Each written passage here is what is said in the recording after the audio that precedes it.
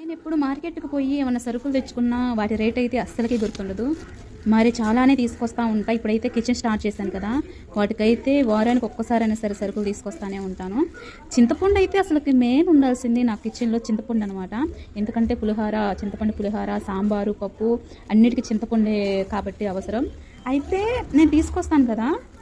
వాటి రేట్లే నాకు గుర్తుండవు. అన్నీ లెక్కేసుకుంటా ఎంతెంత అయిందో అని. కానీ రేట్లు మటుకి వెళ్ళిన కాడల్లా మర్చిపోతూ ఉంటాను అనమాట. ఇదంతా ఎందుకు చెప్తున్నానంటే పొద్దున మా అబ్బాయిని స్కూల్ దగ్గర వదిలిపెడతాను కానీ వెళ్తే బండి మీద అయితే చింతపండు కానొచ్చింది. ఆ చింతపండు అతను ఎంత మోసం చేశాడంటే అంటే చాలా మోసం చేశాడు.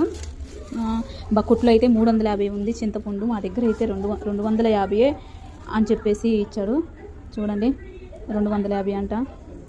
అసలుకి నేను కేజీయే చాలన్నా నన్ను మాటల్లో పెట్టి అదని ఇదని చెప్పేసి లేదు తీసుకో బాగుండిద్ది అది ఇదని 2 కేజీలు అయితే ఇట్లా కట్టబెట్టాడు. అయితే ఏముంది నువ్వు తీసుకున్నావుగా బాగానే ఉంది కదా అనుకోవచ్చు మీరు.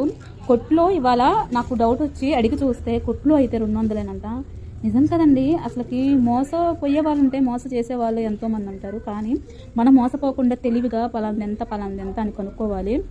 అంటే మీరు అనొచ్చు అనమాట, ఏమైంది రూపాయి వాళ్ళు తింటే ఏమైంది అమ్ముకునే వాళ్ళు కదా అని. మనం కూడా మిడిల్ క్లాసే కదండి, మనం రూపాయి జాగ్రత్తగా దాచిపెట్టుకొని బతకాలి కదా.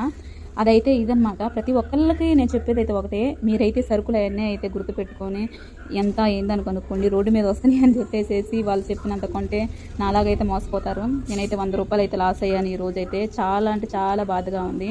అదే 100 రూపాయలు ఉంటే పిల్లలకి ఏ ఒకటి కొనుక్కునే దాన్ని కదా అని.